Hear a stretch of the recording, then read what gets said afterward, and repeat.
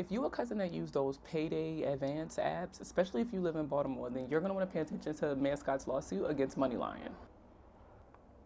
Because y'all not about to keep talking about how dry my lips is. The city is saying that MoneyLion was basically doing digital payday loans. They were calling them zero interest advances, but then charging you a whole bunch of fees and asking for big tips that put the real interest over Maryland's legal limit of 33%. And 3 guesses what communities they were targeting.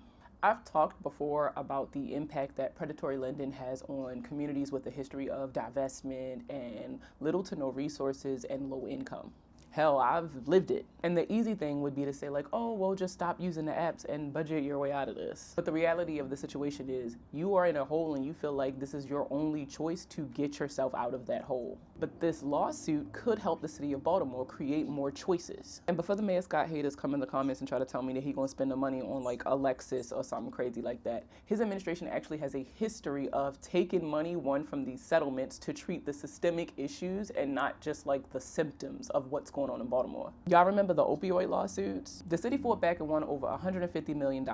And they used that money to fund addiction treatment and community health programs. Y'all can say whatever y'all want about Brandon Scott, but the one thing this administration has stood 10 toes on is making people pay for playing in our face. If the city wins, that money could be used to help residents that are trapped in that debt cycle. It could create repayment funds, pay for financial literacy programs, pay for community financial recovery work like what I do. But the point is, it could be used to create more choices. Here's what to look out for if you feel as though you are in a position to where you are looking at apps like MoneyLion to get you out of a bind. Number 1, any apps that's promising zero interest, make sure you read the fine print.